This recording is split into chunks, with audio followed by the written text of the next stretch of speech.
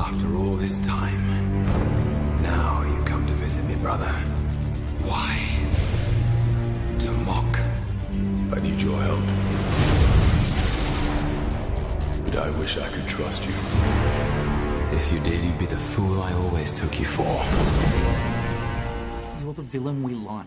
Like, no, you've genuinely tried to destroy the planet. Thank you. And you're very mean to your family. I am. And yet we seem to still like you. I mean, I've seen you in the Deep Blue Sea, and I didn't like you there. You were meant to be liked there. So he's mean in that. What is it about Loki that you're managing to get across so that you can, be genocidal and still like, we'd take him home to mum?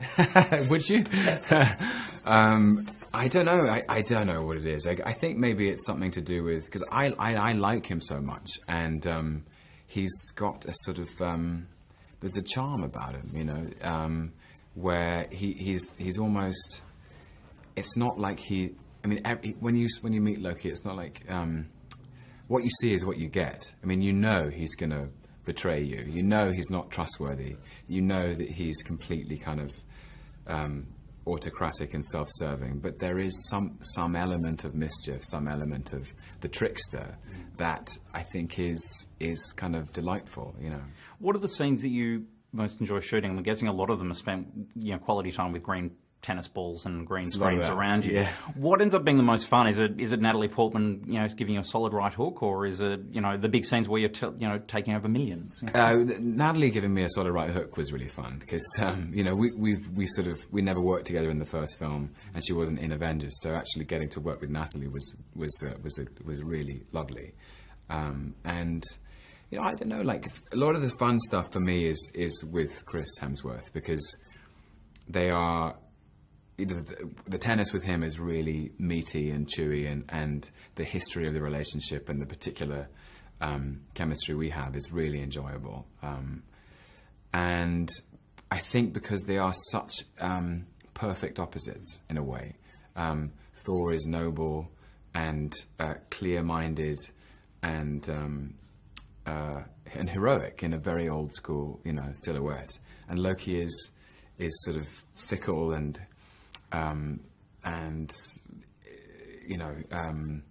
malleable and Machiavellian, and so the two of us together, the dynamic is always really fun to play those scenes. And are fans respectful of Loki? Do you get treated slightly differently because you're the villain to the way that the other stars are treated, or is it just adoration blind from all? I don't know, actually. People take different things from it. I think it really depends who you are and what your particular tastes are. I think the good thing about Loki is that there's lots of different things you can take from him. Like, some of the young guys I've met just love how kind of intense he is. They just love the sort of intensity of the character, and in a way his free-spiritedness, his all-out menace. And then I've spoken to older women who actually love the delicacy of his emotional palette, that he's actually quite vulnerable and heartbroken, and they find that interesting. And people take different things from it. So that's what I really love, is that he's a very complicated, interesting character. You're going to become a poster child for Freudian, issues, I think, after this film. What was your impression when you got the script for this and saw where Loki was going to go in the second Thor film? I was relieved, because it feels like a very different journey.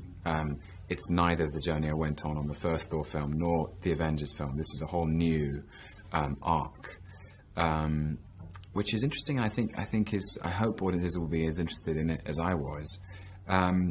It's actually very emotional, and Loki is forced to do a lot of soul searching, and he hits a particular he hits rock bottom, and after that is forced to reconsider his options that are actually quite profound inside all of this amazing spectacle and fun, and his kind of deliberate cynicism and sarcasm and general mischief, and trying to sort of basically trip up Thor whenever he can. Behind that is this actually very profound emotional engine, which is quite exciting.